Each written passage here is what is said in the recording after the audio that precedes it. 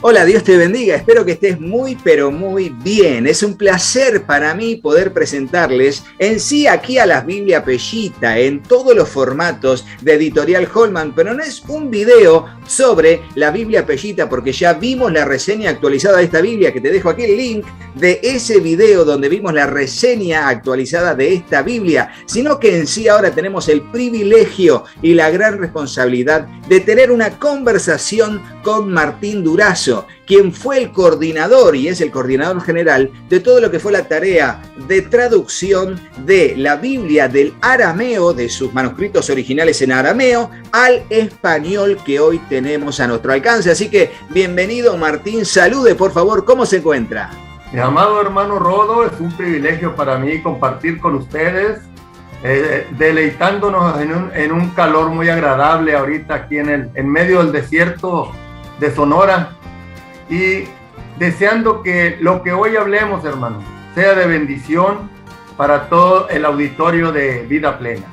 Gracias por la invitación y estamos a sus órdenes. Excelente, bueno, de eso se trata un poco de ver. Primero cuéntenos usted, más allá que yo lo presenté y dije cuál fue su labor, cuéntenos un poco más específicamente cuál fue el trabajo o cuál fue su responsabilidad en la hechura de lo que hoy es la Biblia Pellita al español.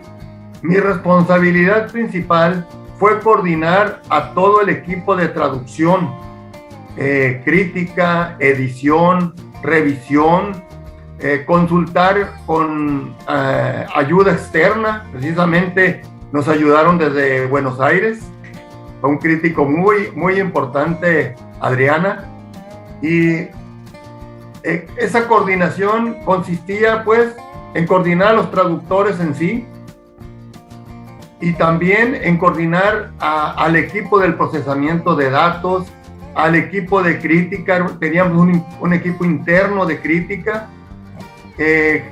Digamos que también había un equipo de vez en cuando que intervenía cotejando o comparando con distintas versiones el resultado de nuestra traducción, con el fin pues de que fuera algo lo más fiel posible al original, pero respetando siempre lo que es el texto bíblico y también, hermano, el idioma contemporáneo, que todos se darán cuenta al leer la Biblia Pellita que está en un idioma contemporáneo continental. Entonces tuvimos cuidado de todo eso, coordinar también con la editorial Lifeway, y coordinar con una otra editorial posterior que se unió para una traducción a otro idioma. Entonces ha sido un trabajo bastante amplio que, si bien coordinar el equipo ya terminó ahora, todavía se sigue un mantenimiento, podemos decirle, de lo que es el texto, revisándolo para que siempre esté bien actualizado en todo, ¿verdad?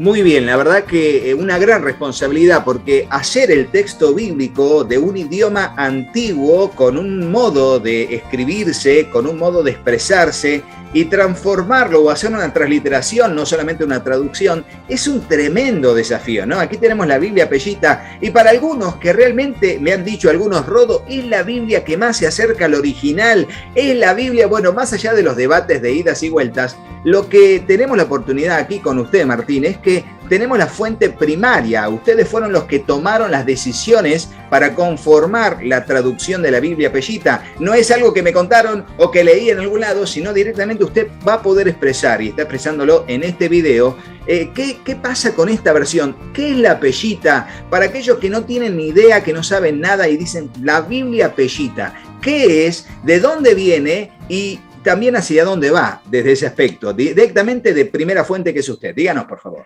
El nombre Pellita es relativamente moderno. Se lo asignó Moses Ber Kefa aproximadamente entre el siglo 7 y el siglo 9. Es lo que se discute, pero existía ya el canon que contenía la Pellita desde el siglo V. Eso no significa que la Pellita surgió el siglo V. Fue la compilación del canon, como también lo fueron de otros manuscritos del idioma griego, ¿verdad? Entonces, he rastreado hasta el siglo II las fuentes de lo que hoy es el texto Peshitta.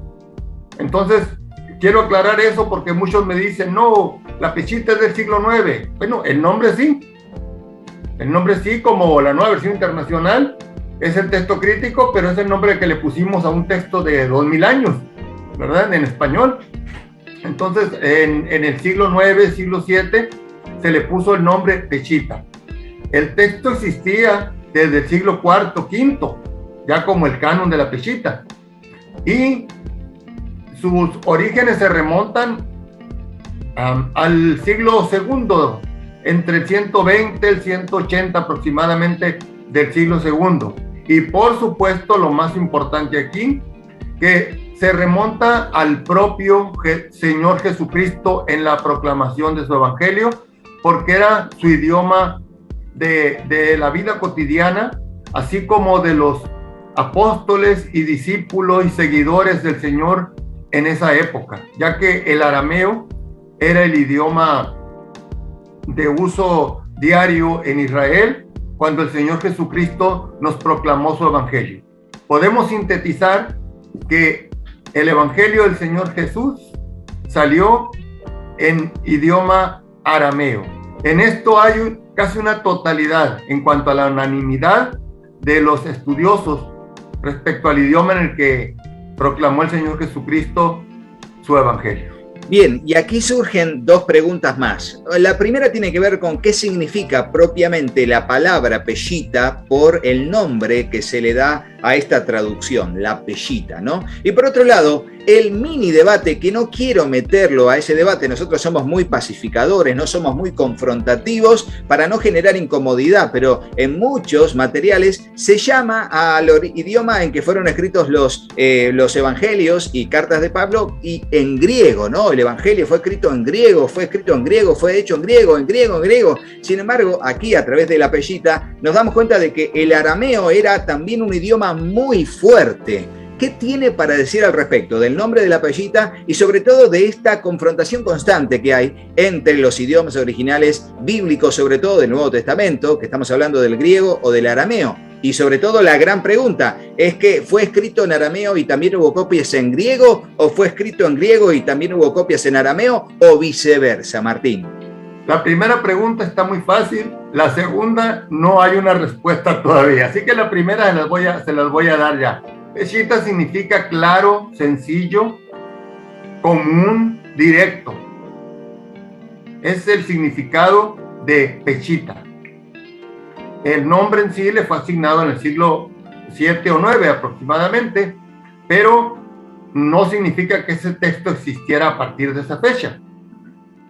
La compilación del texto, el canon formado de la Peshitta, se remonta al siglo IV, V, como dijimos, y sus orígenes se remontan al siglo II como idioma escrito. Muy bien, ese es el significado de Peshitta y cómo nosotros lo conocimos, el texto, y lo imprimimos en el título de la obra. Muy bien, la siguiente, no soy una persona autorizada, formada para dar respuesta, y de hecho la discusión está abierta todavía entre los expertos en el tema. Lo único que podemos afirmar es que el Señor proclamó su evangelio en arameo. Sus discípulos y apóstoles, sus seguidores, lo escucharon en arameo y así también lo proclamaron ellos originalmente. Hay un lapso entre vamos a decir, el año que ascendió el Señor, que consideramos el 33, y el año en que se publicó el primer texto del Nuevo Testamento, que es Santiago, el año 45 aproximadamente, es decir, unos 12 o 15 años después del Señor. Esto nos deja a una pregunta que actualmente se está discutiendo mucho. ¿Qué sucedió en ese lapso? ¿Hubo fuentes escritas en griego o escritas en arameo? Los compiladores de los discursos del Señor estaban escuchándolo en arameo, llegaban a su casa y comenzaban a escribirlo en griego. Estamos hablando de los autores, no de los publicadores, vamos a decir. Recordemos, por ejemplo, que Marcos tiene el nombre de Marcos, que fue el que lo pudo haber redactado, pero en realidad son las declaraciones del apóstol Pedro. Ese es un ejemplo, ¿verdad? Lo mismo aplica para Lucas, que tiene el nombre o la compilación o redacción de Lucas, pero que se cree hasta la actualidad que fue Pablo quien le dictó tanto Lucas como Hechos al médico Lucas. Así no podemos ir con cada autor. Pero ¿qué característica tenía Santiago o Jacobo, como es el nombre original? Que era un judío que hablaba arameo. Entonces, ¿por qué aparece en griego su manuscrito si él era un judío? ¿De dónde tomaron? ¿Cuál fue la fuente de Santiago para que quedara escrito en griego? No hay indicios de que fueran personas que hablaran el griego o escribieran en griego, aunque era muy popular el griego también.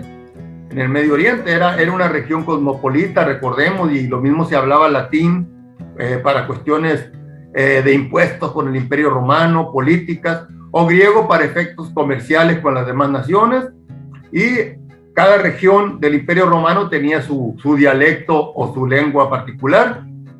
En este caso, Israel tenía el arameo como lengua de uso diario. Entonces, hoy está tomando fuerza la investigación sobre la fuente aramea del Evangelio.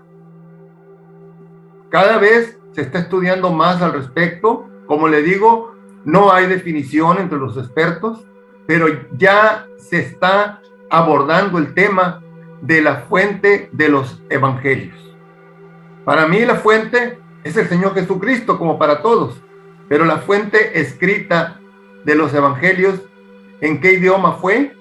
Esa es la pregunta que se hacen, porque hasta la aparición de Marcos o de Mateo, que se consideran los primeros evangelios, dependiendo de quién le preguntemos, pasan aproximadamente 50 a 55 años. Entonces, mejor dicho, pasan aproximadamente 20 años desde la ascensión del Señor, ¿verdad? Tomando como base ese lapso. 50, 60 después de Cristo aproximadamente. No obstante, hay un detalle que mucha gente no conoce. Para esa época, el apóstol Tomás ya predicaba el Evangelio para Oriente. Siempre nos enfocamos en Pablo, nos enfocamos en los nombres conocidos en la Biblia, ¿verdad? Pero poca atención se le ha puesto al apóstol Tomás, que es reconocido como el proclamador del Evangelio hacia la India. Y eso sucedía entre el 50 y el 52. Así que allí tenemos pues un elemento para llegar a una conclusión, que hacia Occidente, digamos de Israel hasta Roma, el Evangelio se predicaba en griego por razón de alcanzar a los gentiles. Pero de Israel hacia la India, incluso siglos después, tal vez 500 años o 600 años después, el Evangelio se predicaba en Mongolia, en China, en Japón y en Corea, cosa que mucha gente ignora. De esa manera podemos tratar de explicar un poco sobre la redacción de los documentos en griego y en arameo, la necesidad de llevar el Evangelio a regiones diferentes. Actualmente hay un despertar en cuanto al estudio del arameo. Incluso en Holanda, la Universidad de Leiden ya tiene impreso varios volúmenes del Antiguo Testamento de la Peshita. solo el Antiguo Testamento, no he oído que vayan a hacer una traducción del Nuevo Testamento. Pero eso nos revela un interés sobre el texto Pechita. De allí podemos ya darle un seguimiento, si quiere, hermano Rodo, a la evolución del texto Pechita, su influencia, su uso, etc. Usted me dice. Sí, en sí, solamente aclarar algo a la gente que está viendo el video, y tiene que ver con que el idioma griego era muy popular en esa época, pero también muy resistido por los hebreos más tradicionales, ¿eh? Por eso, correcto, cuando Pablo dice hebreo de hebreos, no solamente hablaba del linaje de Israel, sino que también hablaba de la defensa del idioma hebreo por sobre la helenización, ¿no? Que era el intento de Grecia de avanzar culturalmente, pero también con su idioma. Pero recordemos que 5 siglos antes, a través de todo lo que fue el imperio medo-persa, Persia y todo lo demás, el arameo, también llamado siríaco, le decimos entre paréntesis, pero más en el ambiente académico, usted me corregirá cualquier cosa, es un idioma que se fue institucionalizando en todos los niveles sociales. Por eso es que las dos teorías son claves, pero eso no quita la autoridad de la palabra de Dios, porque sea en el idioma que sea, el Señor habló y la palabra de Dios permanece para siempre. Pero sí es muy bueno que a partir de ahora empecemos a ver todo lo que tiene que ver con en sí la historicidad de lo que fueron los escritos en arameo. Por favor, Martín, ¿usted qué sabe? Muy bien. Vamos a dar un trasfondo del idioma arameo. El mejor ejemplo que tenemos es a Abraham. Él salió de Ur de los Caldeos y se consideraba una región aramea. De hecho, en Génesis encontramos la expresión un arameo fue mi padre, refiriéndose a que su familia hablaba el idioma arameo. Esto nos remonta a por lo menos 2000 años antes de Cristo, en el siglo en el cual ya se extendía el arameo. Pero estos lugares ya existían antes. Es decir, tenemos noticias del idioma hasta unos 2000 años, pero pueden ser más años que se originó el arameo. Abraham es el ejemplo más bíblico. En cuanto a la antigüedad, si consideramos que fue aproximadamente en el año 1948, 50 que Abraham aparece en la escena bíblica, pues eso nos da una idea. Si él era hijo de un arameo, se refería a la costumbre y al idioma arameo en Ur de los Caldeos, ¿verdad? Bueno, también debemos considerar su popularización, vamos a decir, de ser un idioma de clanes, de tribus dispersas desde el Líbano hasta el actual Irak, o sea, Babilonia, Persia, se convirtió en el idioma imperial. Es decir, los imperios sucesivos que hubo de Asiria, Babilonia, Persia, tomaron el arameo como la lengua oficial. Por una razón, todo el mundo lo entendía en esas épocas. Entonces era más fácil tener el arameo para llevar a cabo la política, el comercio y la vida cotidiana. Así que si querían comunicarse con el emperador o el rey, tenían que dirigirse en arameo, porque era el idioma oficial. Eso está reconocido, ¿verdad? Muy bien.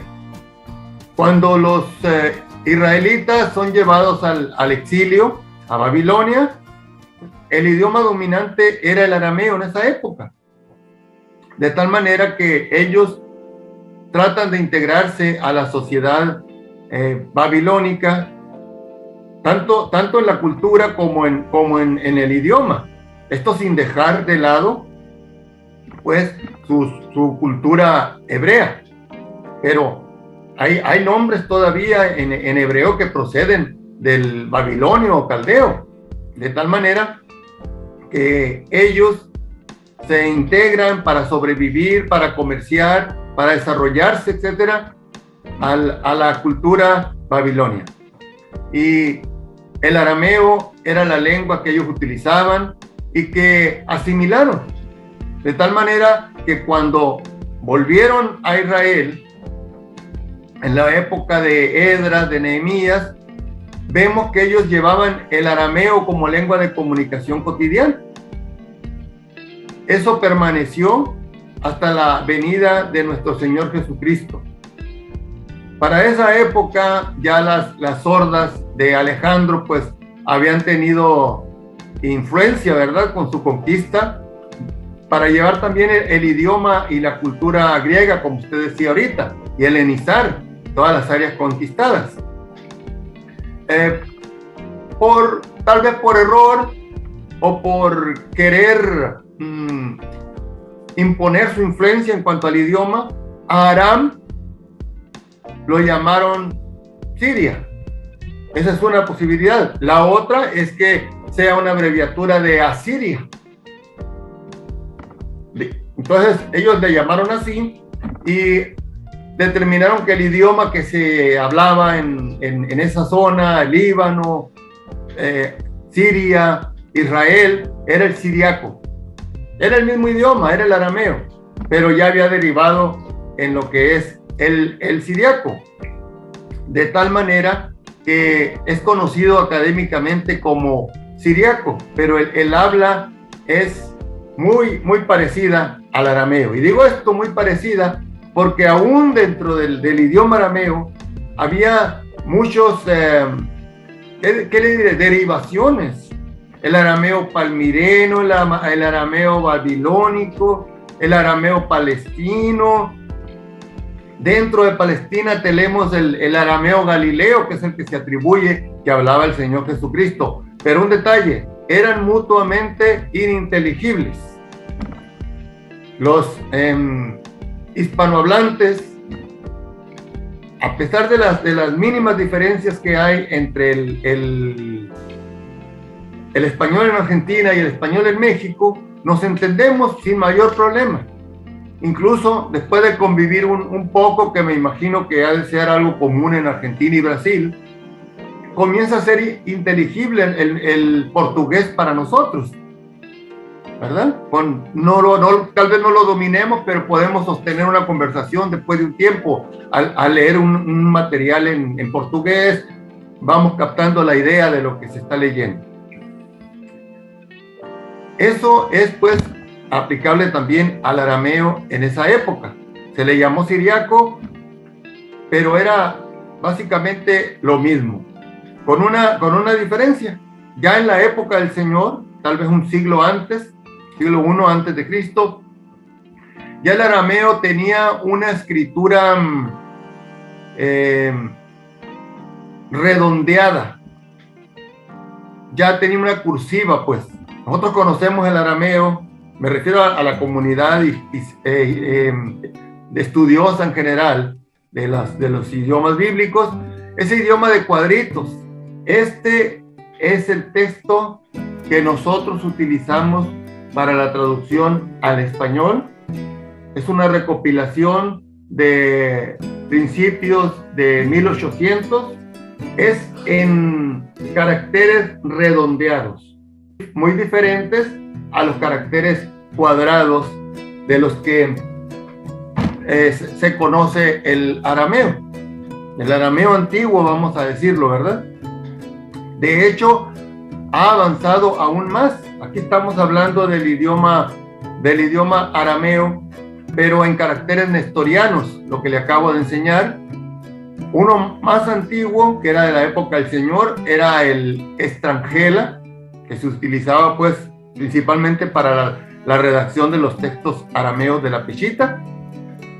Y otro más moderno, tal vez 500 años, 600 años, es el certo, que es muy popular actualmente entre las comunidades arameas existentes.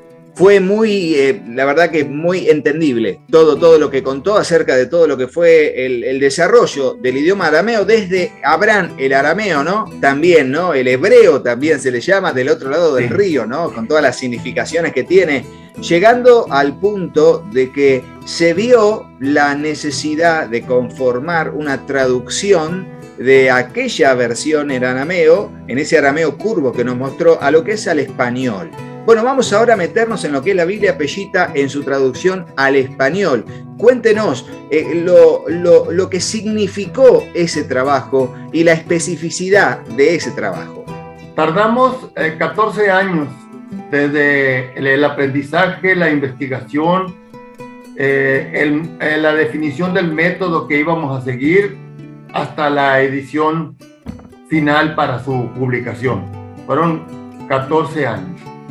Intervinieron aproximadamente 50 personas de tiempo completo, sin horario, durante varios años. Después ya fue bajando conforme avanzábamos en la redacción del texto, ya se trabajaba más en el estilo, en la redacción, etc. Hasta la edición final, ¿verdad? Fueron 14 años. Y en ese inter había veces que estábamos 15, 20 personas, había veces que estábamos 50 personas trabajando, dependiendo la fase de la traducción. El método que utilizamos fue el método de equivalencia formal u óptima. Es lo que se recomienda para el público en general. Existe el otro método que es el literal, pero es más para la academia. Es decir, traducciones letra por letra. Esa traducción pues, a poca gente le sirve porque no entendería muchos modismos. Está la otra que es la dinámica. Por ejemplo, la nueva versión internacional es en estilo dinámico y está orientada pues a personas que inician en el Evangelio o que preparan estudios para niños, ¿verdad? Entonces, tiene su propósito. De ninguna manera significa que un estilo sea mejor que otro. Simplemente la orientación de esa equivalencia hacia dónde va es lo que va a determinar cuál vamos a utilizar. Nosotros queríamos ir a un público que ya conoce el Evangelio, que está preparado en la palabra, y nos fuimos a la equivalencia óptima. Esto significa que respetando el original plenamente, siendo fieles a él, lo redactamos en un español entendible, pero que la persona puede ir al texto original y ver que así dice efectivamente. Ese fue el método que utilizamos. Las fases pues son el aprendizaje del idioma, es también el aprendizaje de la gramática en sí, la investigación, que no nada más es investigación de la historia como la estoy planteando ahora, esa fue una parte, sino la investigación de los textos más apropiados para utilizar. Y por unanimidad, en consejo y por asesoría de expertos en el idioma, nos inclinamos por la compilación de la Sociedad Bíblica Trinitaria de principios de 1800. Ese es el texto que utilizamos tanto del Antiguo como del Nuevo Testamento. De tal manera que consideramos que era lo más preservado, que conserva lo que es la Betusira, los documentos más antiguos como el de Atesarón y la influencia de la cultura aramea en lo que redactaron al principio, y que al extenderse el Imperio Británico por Oriente, ellos rescataban la cultura, la literatura, y optaron por compilar el texto pechita en este libro que les mostré ahorita, del Antiguo Testamento, y uno similar del Nuevo Testamento, y nosotros lo utilizamos porque consideramos que era el más confiable, el más preservado de los textos existentes, porque fue muy popular en la Edad Media, pero por diversas motivaciones escogían a diferentes autores de textos del arameo que estaban con diferentes convicciones, etc. Y el texto que nosotros utilizamos se preservó más conforme al original, ¿verdad? Y el tiempo nos ha venido dando la razón, que fue la decisión correcta. Es muy importante para una traducción la fuente. Y eso nosotros tuvimos celo, como lo vemos en la Fundación Logman para la Biblia de las Américas o la Sociedad Bíblica para el Textus Receptus. Ellos tuvieron sus razones para escoger cada texto de traducción de la Biblia. Muy bien, de hecho, en base a la especificidad de la conformación del texto de la Peshita, también hay que decir, hablando del arameo y un poco de lo que venimos diciendo, que aún en la Reina Valera 60, expresiones como Abba, de Abba Padre, expresiones como Talita Kumi, expresiones como Elí, Elí, Labak Sabactaní o Maranata, son del idioma arameo y están en la Reina Valera 60 y por alguna razón se respetaron el ponerlo en el idioma original. Quería solamente aclararlo y dar como un dato también de color a todo esto que significa esta entrevista, ¿no? En sí, la Biblia Peshita es una Biblia de muy fácil lectura, en donde se ven expresiones que no son tan consensuadas desde el punto de vista de su coherencia perfecta con la Reina Valera 60, pero hubo una intención de que se hizo así, ¿no? Expresiones que son por ahí más, son diferentes y por ende diferentes también con un sentido quizás aplicable para otro lado, siempre respetando los fundamentos de la sana doctrina. ¿Podría explicarnos, Martín, el criterio de por qué se decidió así? Esas expresiones que por ahí difieren un poco de lo que es el texto tradicional de la Reina Valera 60? La Reina Valera 60 fue consultada, pero la verdad consultamos más la Biblia de las Américas por la razón de la antigüedad de los manuscritos o las fuentes utilizadas en la Biblia de las Américas para su traducción. Y aparte conocíamos personalmente a los hermanos que coordinaron la traducción. Estamos relativamente cerca de Los Ángeles, de La Habra, donde fue traducida la Biblia de las Américas. Y eso nos facilitaba el comunicarnos con ellos, tanto viajando para allá como la vía telefónica, que era la común en aquel tiempo, o epistolar. Muy bien. Entonces, sí tuvo influencia en el estilo la Biblia de las Américas, pero nos dábamos cuenta pues que ya el español ha evolucionado, no solo en México, sino también en otros países, y optamos por tomar un estilo contemporáneo continental. Así se define, ¿verdad? De tal manera que sea entendible en cualquier parte del mundo hispanohablante. Por supuesto, se separa del español peninsular, que es el que se habla en España. Muy respetable, muy hermoso, nos ayudó a formar nuestro idioma y en ese idioma fue escrita la obra de Casiodoro de Reina, la original. Yo tengo un facsímil de esa obra y es maravilloso, pues, en la evolución del español. No se detiene. Es una de las razones también de que vayan surgiendo nuevas traducciones de la Biblia. No son caprichosas, no son para contrariar o comerciar mejor que otra. La razón es que los idiomas van evolucionando. Simplemente yo tengo 58 años. Yo hablo un español diferente del de mis abuelos, con todo y que son mutuamente inteligibles. Pero no se ha quedado en la forma de expresarnos, sino también en la forma en que escribimos.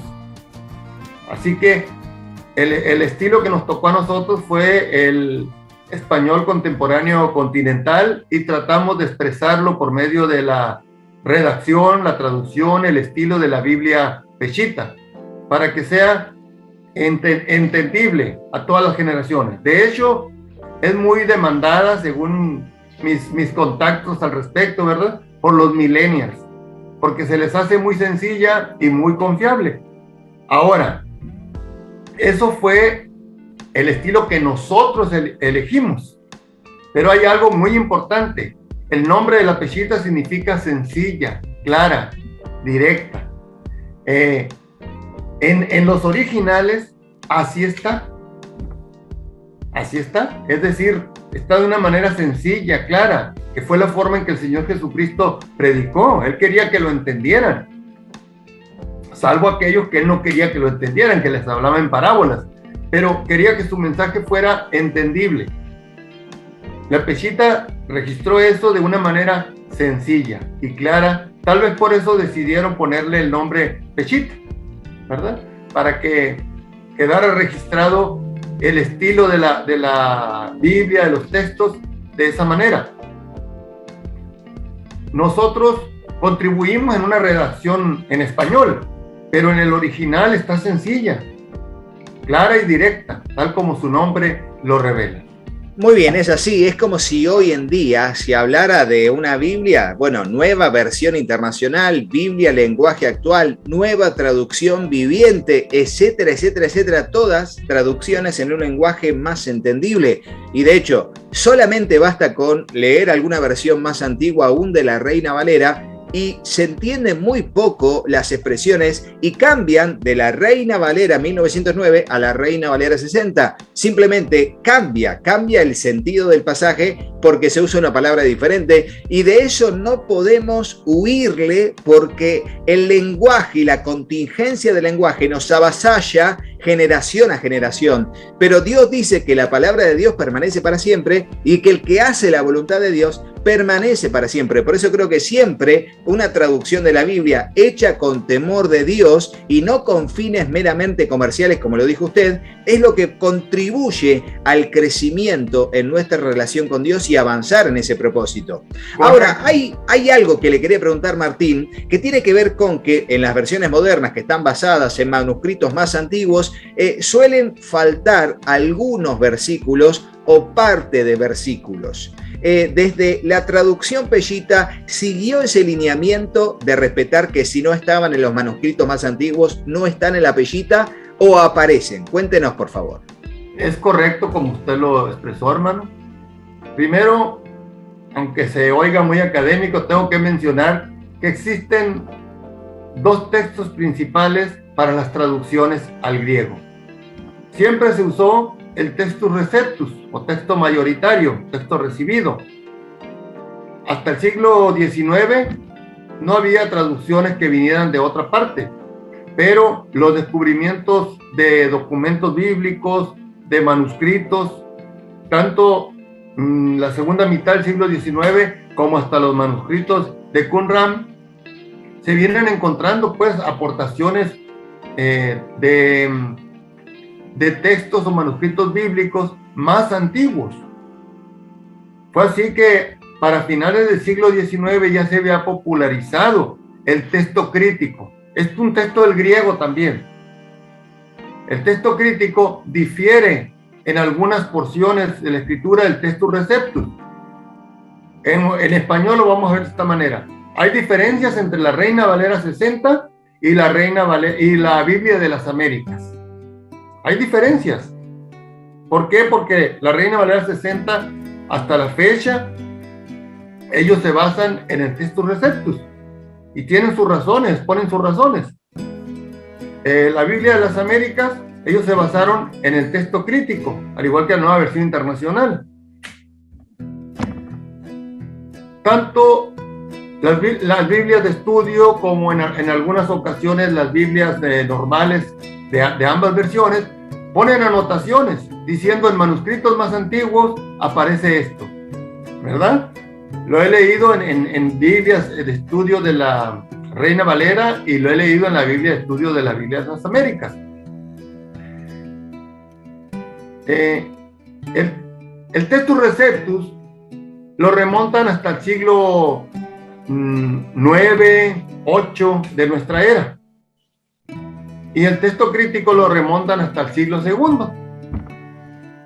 Y aquí cobran cierta importancia las anotaciones que ambas versiones ponen en sus Biblias de estudio. Este texto no aparece o aparece diferente en manuscritos más antiguos. Y casi siempre, hermano, cuando se refiere a eso, esos textos coinciden con la Biblia Peshita, los manuscritos más antiguos. ¿Por qué? Porque si vemos el texto crítico como el manuscrito más antiguo, hay versículos que le faltan, efectivamente, pero también faltan en la Peshita, el más popular de todos, la coma juanina, ¿verdad?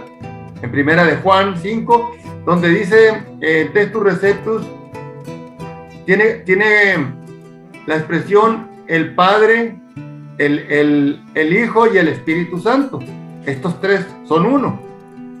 Pero si usted ve una traducción del texto crítico, como la Nueva Versión Internacional, ¿verdad?, que es más directa, deja el espacio en blanco a veces, ¿verdad? Ellos no ponen ese versículo. Ellos ponen tres, son los que dan testimonio. Así nada más, el agua y la sangre, ¿no? El Hijo, el agua y la sangre. Bueno, la Pechita coincide con el texto crítico en ese sentido. No aparece la coma juanina. Entonces, nos revela su antigüedad. De tal manera que nosotros apreciamos ese valor del texto Pechita y nos impulsó mucho, nos alentó mucho para la traducción, de que estábamos trabajando con textos verdaderamente antiguos que hacían aportaciones que no hacen los textos o las fuentes más modernas. Eso inevitablemente lanza diferencias y ustedes pueden ver al final de la Biblia Pechita una pequeña tabla de esas diferencias, como una atención al lector para que no vaya a haber confusión, pues, de que nos estamos desviando o que estamos alterando. Simplemente teníamos la opción de igualar el texto Pechita a las versiones traducidas del griego, o dejar lo que dice el texto Pechita para que el lector pueda hacer una crítica confiable. Optamos por dejar como dice el texto Pechita, sin igualar con los otros textos.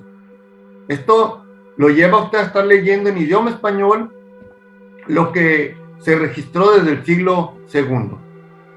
Espero que haya contestado, hermanos. Estuvo un poco larga la respuesta y pues nuestra contribución fue poner esa tabla de diferencias para que el lector de una manera sencilla pueda darse cuenta. Sí, excelente. Sí, aparte no hay ningún problema con esto. Desde el punto de vista de que no esté en el original no significa que rompa con la doctrina de la Trinidad, ¿no? Simplemente es que no se comunicó en ese momento histórico y no estaba en esos manuscritos antiguos. Quizás después se agregó, bueno, Textus Receptus, bueno, no lo sabemos, ni tampoco queremos generar debate con respecto a eso, simplemente entenderlo desde un punto de vista edificante para llegar a un punto en que reconozcamos siempre que la palabra de Dios permanece para siempre, y la palabra de Dios no es lo que... todo lo que dice, porque hay manuscritos más antiguos que ahí no dice lo que dice el otro, que es un poco más cercano. Pero más allá de eso, nunca dejaremos de darle honor a Dios a través de su palabra y siempre respetaremos las doctrinas fundamentales de la palabra del Señor. Y celebro sobre todo ese cuadro de las diferencias, donde están cada uno de los pasajes y las expresiones que tiene la Biblia para decirle al lector, miren, esto no está porque en el texto Pechita no se encuentra, no es que estamos en contra de el Textus Receptus o la Reina Valera 60 y decimos que no, nada, simplemente somos leales o fidedignos, verosímiles a la traducción del texto en arameo que es la Biblia Pechita, llevándolo al español. Así que creo que fue algo muy importante poder tener esta entrevista con usted para desasnarnos al respecto del idioma arameo, al respecto de lo que fue la traducción Pechita y al respecto de lo que es, bueno, justamente la Biblia al español Pechita. Quiero preguntarle si quiere agregar algo más a esto que estuvimos hablando en la entrevista, o si la gente quiere comunicarse con usted por alguna otra cuestión, ¿qué medios tiene? Por favor, Martín. Sí quisiera agregar algo más y con mucho gozo, con mucha alegría. Esta es nuestra traducción al español, pero había tanto interés en Brasil por tener la Biblia Pechita que la compraban en español, es lo que le digo, es entendible, ¿verdad? Nuestros idiomas son idiomas hermanos. Creo que ustedes lo viven más que nosotros en Argentina. Entonces nos contactaron de Brasil, una editorial, y ellos tradujeron la Biblia Pechita al portugués. Es la misma que usted ve en español, hasta se parece un poco la portada, ¿verdad? Pero está traducida al portugués.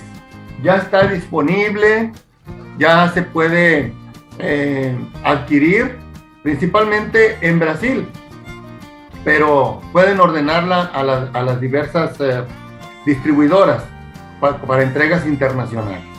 Ellos hicieron una traducción bastante fiel y hubo aportaciones mutuas, nos hablaron, nosotros les comunicamos.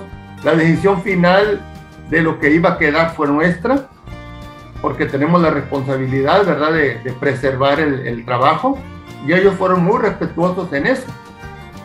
Así que está disponible también en portugués, y yo espero que se siga extendiendo a otros idiomas, sea con nuestra traducción o que alguien más se lance a traducirla al italiano o al francés o al inglés o al argentino. Y en la portada le ponemos un mate acá, un matecito. Ah, sí. Sí, no puede faltar, el mate no puede faltar. Bueno, la verdad, Martín, un placer compartir este tiempo con usted. Creo que ha sido un privilegio poder tener este tiempo donde con una charla amena así podamos informar con propiedad y específicamente desde la base que son ustedes usted como generador o coordinador de todo lo que fue el grupo de trabajo de traducción de la Pellita en arameo al español, y le agradecemos a la editorial Holman por facilitarnos este encuentro con Martín Durazo. Así que muchas gracias, Martín. ¿Quiere mandar algún saludo? Aproveche el aire. Bueno, un saludo especial a Liz López, que fue la que nos contactó, pero también a todos mis hermanos de Holman por el empeño, la dedicación que han tenido por la Biblia Pellita, y a todo el auditorio de Vida Plena, mis bendiciones, ¿verdad? Allah Bajón, que significa Dios los bendiga. Entonces, hermanos, usted me pedía un contacto. Yo le digo, pueden dirigirse a Martín Durazo al correo electrónico mardurazo@yahoo.com.mx o contactarme vía WhatsApp en el número 52 662 186 89 81. También hay disponible una página en Facebook para que aquellos que quieran estudiar, conocer más. Hay algunos tutoriales, hay alguna información allí que es importante para que se den una idea más amplia de lo que hemos trabajado. Se llama La Biblia Aramea, la traducción del texto Pellita al español, en Facebook. Bueno, muy bien, así que estuvimos en directo con esta entrevista tremenda con Martín Durazo, jefe, coordinador de alguna manera de todo lo que fue el trabajo de la traducción al español de la Biblia Pellita. Espero que nos haya ayudado muchísimo esta entrevista a darnos la información directamente de la fuente para saber de qué se trata la Biblia Pellita, de qué se trató el idioma arameo y cómo fue su aplicación al texto de las Sagradas Escrituras. Recuerden que esta Biblia se puede conseguir en los links de compra en Amazon, que están en la descripción del video o en el comentario destacado. Pero recuerden también que tenemos un convenio con CLC Colombia, CLC Panamá, CLC Perú, CLC Uruguay, con el código de descuento que figura en pantalla, com-medio-rodo. Allí podés ver y conseguir estas Biblias y con ese código de descuento accedes y así de esa manera tenés un descuento y también bendecís al canal y a nuestra familia con tu compra. Y si querés comunicarte con nosotros, comunicate al número que aparece en pantalla y voy a estar aquí para servirte con responsabilidad. Así que esto fue la Biblia Pellita y su entrevista tan directa con el coordinador de este tremendo trabajo de transformar la Biblia Pellita al español. Así que no te vayas de este video sin hacerle caso a mis hijos. Hola, yo soy Katy. Si te gustó el video, ponle me gusta y déjanos un comentario. Hola, yo soy Juanpi. Suscríbete al canal y activa la campanita. Y acordate de compartirlo con tus amigos. Que Dios los bendiga muchísimo. Y hasta el próximo video. ¡Chao, chao!